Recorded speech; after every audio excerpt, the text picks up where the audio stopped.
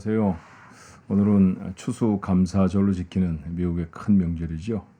목요일 매일 예배 우리 하나님 앞에 드리겠습니다. 같이 한번 기도할까요? 은혜와 사랑이 많으신 하나님, 감사의 날을 저희에게 주셔서 하나님이 베풀어 주신 은혜도 감사하게 하시고 또 주변에 함께한 사람들에게 받았던 은혜들, 사랑들 감사로 다시 한번 표현할 수 있는 귀한 절기를 주시니 감사합니다. 이 계절이 감사로 깊어진 귀한 절기가 되게 하시며 오늘이 하나님 반갑고 즐거운 그런 얼굴들을 만나 시간들을 지날 때 하나님이 허락하신 큰 기쁨이 오늘 사랑하는 우리 가족들 모두의 삶에 임하도록 축복해 주옵소서. 예수님의 이름으로 기도하옵나이다. 아멘. 오늘 함께 부를 찬송은 450장 내 평생 소원 이것뿐. 가사가 참 절절해요. 내 평생 소원 이것뿐 주의 일하다가 이 세상 이별하는 날 주 앞에 가리라. 불같은 시험 많으나 겁내지 맙시다. 구주의 권능 그 신이 이기고 남겠네. 우리 마음의 가사 하나하나를 담으면서 함께 찬송합니다. 450장 찬송합니다.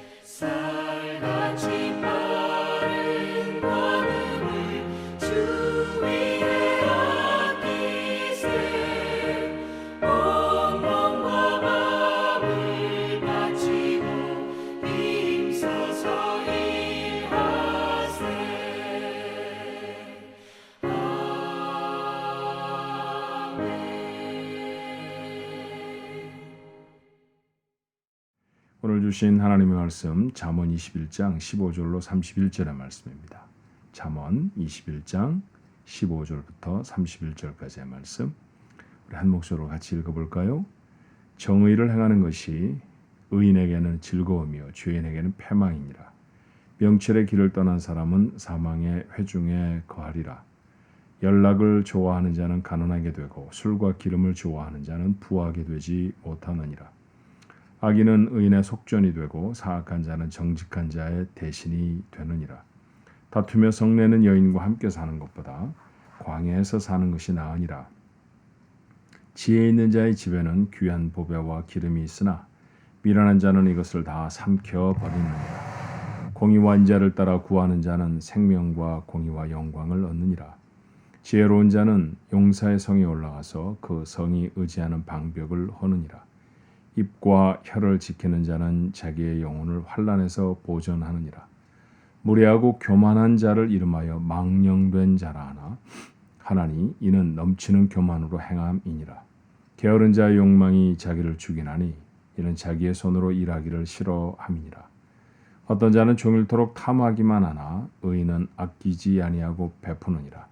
악인의 재물은 본래 가증하거든 하물며 악한 뜻으로 드리는 것이랴. 거짓 증인은 패망하려니와 확실히 들은 사람의 말은 힘이 있느니라. 악인은 자기의 얼굴을 굳게 하나 정직한 자는 자기 행위를 삼가느니라. 지혜로도 못하고 명철로도 못하고 모략으로도 여호와를 당하지 못하느니라. 싸울 나를 위하여 마병을 예비하거니와 이김은 여호와께 있느니라. 아멘. 감사절은 모임이 많은 때죠. 가족들이 함께 모이기도 하고요. 연세가 좀 드신 가정은 아마 자녀들이 학교나 직장을 잠시 쉬고 집으로 돌아오겠습니다. 그리고 연세가 좀 적은 분들은 부모님이 계신 곳으로 혹 이동하시겠나요? 그렇게 우리는 가족들과 함께 합니다. 혹은 주변의 친구들과 함께 감사절을 지나는 분들도 계시죠. 오랜만에 보는 얼굴도 있을 것이고 만나 반가운 사람도 있을 것입니다. 사랑했었는데 그동안에 자주 연락하지 못했던 사람들과의 반가운 만남은 인생을 얼마나 즐겁게 하는지 모릅니다. 그런 즐거운 계절이 바로 이 추수감사절기이죠. 근데 여러분, 이런 명절을 지나고 나면 때로 다툼과 후회가 남는 경우도 있지 않습니까? 한국의 한국의 이 땡스기빙과 아주 비슷한 절기가 있다고 하면 좀 전에 제가 말이 나온 것처럼 추석일 거예요. 근데 추석 증후군이라는 병이 있다고 그러더라고요.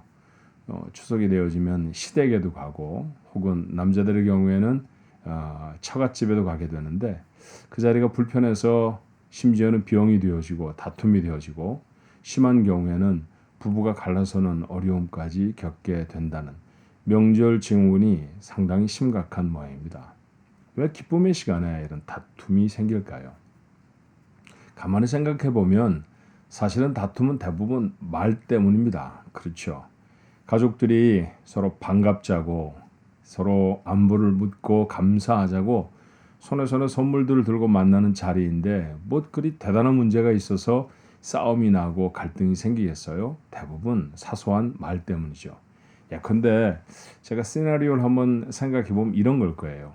누군가가 음식에 손을 대다가 이런 말을 툭 던집니다. 이거 간이 잘 안 맞아. 그랬더니 누군가가 하는 말이 그렇게 말하는 거죠. 그럼 제가 하는 일이 뭐 온전한 게 있나?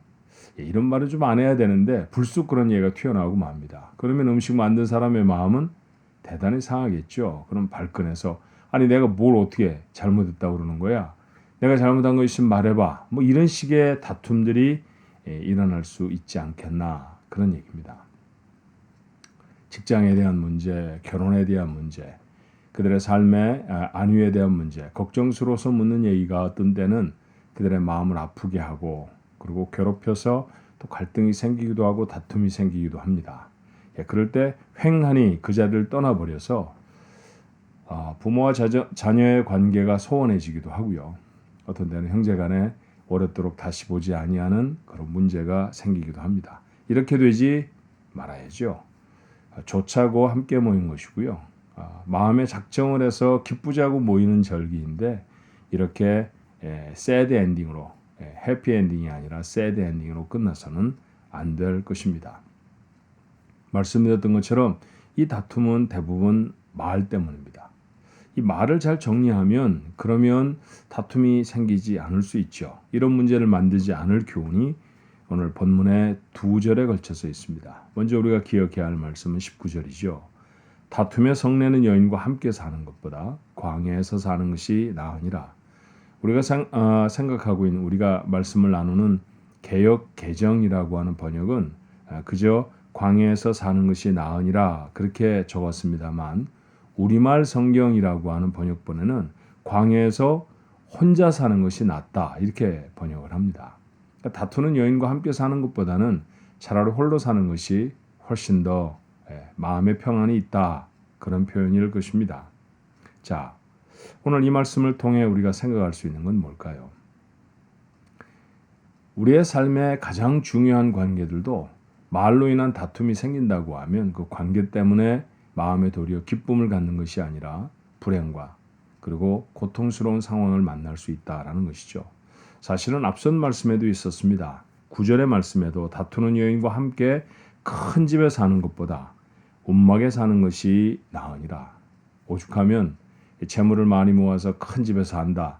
그러니까 부유하다 그런 뜻이죠.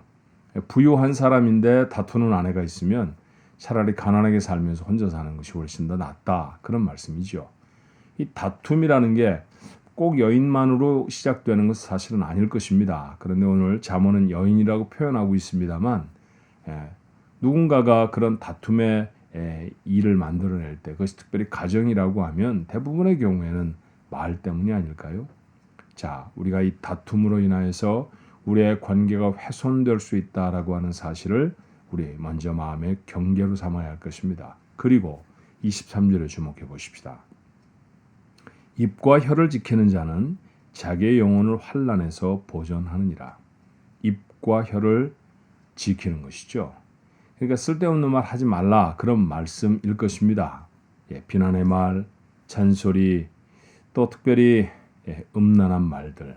세상이 정말 음란해졌죠. 그래서 마치 농담처럼 이게 마치 대단히 재치 있는 이야기인 것처럼 음란한 이야기를 아무렇지도 않게 하는 경우가 종종 생깁니다. 그런 일을 하지 말아야 합니다. 자, 우리가 이렇게 비난을 누구에게 쏟아붓는다든지 혹은 쓰린 이 섭섭함을 표현한다든지 하는 까닭은 뭘까요? 감정의 동요 때문에 생기죠. 그런데 이 감정의 동요는 종종 사탄이 우리를 부추기는 가장 중요한 포인트라고 하는 사실을 잊지 않아야 합니다. 감정은 이성보다 약합니다. 믿음보다는 훨씬 더 약하죠. 예수님이 예루살렘에 입성하시기 전에 많은 사람들이 예루살렘에서 예수님을 만나고 깜짝 놀랐습니다. 그리고 그분을 성으로 영접해드리며 그들이 외쳤던 말씀 기억하나요? 호산나 다윗의 자손이요. 구원의 왕으로 우리에게 오신다. 그런 뜻입니다. 그런데 불과 일주일도 되지 않아서 그들 중에 대부분의 사람들이 손에 손을 붙들고 주먹을 하늘로 향하여 치들며 뭐라고 말합니까? 십자가에 못 박으소서. 십자가에 못 박으소서. 일주일도 되지 않아 찬송이 비난과 그리고 사형을 언도하는 입으로 바뀌어질 수 있다는 사실은 놀라운 일입니다. 감정이 우리를 그렇게 변화시키는 것이죠. 그러므로 우리는 감정을 너무 신뢰하지 않아야 합니다. 마음에 떠오르는 대로 말을 하면 필경은 다툼을 일으킬 수밖에 없다는 거예요. 자, 사탄은 종종 우리의 연약한 감정을 사용합니다. 열등감을 만들어내기도 하고 피해의식을 갖게 하기도 합니다. 섭섭함 등의 생각을 갖게 하기도 하죠. 나는 뒤끝이 없어 이러며 말을 하는 사람이 얼마나 많은지 몰라요. 하지만 말을 들은 사람에게도 뒤끝이 없을지는 의문입니다. 그러니 가려서 할 수 있어야 합니다. 자, 그 마음에 사탄이 부어주는 생각대로 그 마음이 이끄는 대로 입술을 맡기지 않으셔야 합니다. 함부로 아무 말이나 하는 사람의 입술에 그 마음에는 하나님이 계시지 않을 경우가 참 많다라고 저는 생각해요. 하나님이 그 마음에 계시다고 하면 더 나아가 하나님의 말씀이 그 사람의 마음에 있다고 하면 그 사람의 마음은 하나님의 말씀이 더 중요하게 주관하실 것입니다. 자, 하나님의 말씀을 마음에 담으십시오. 이런 사람은 좀 전에 말씀드렸던 것처럼 쓸데없는 말이나 비난의 말이나 잔소리, 음란의 말 이런 것들, 섭섭함을 표현하는 비토의 말 같은 것을 안 하게 될 수 있습니다. 이런 말들을 절제하게 되는 것이죠.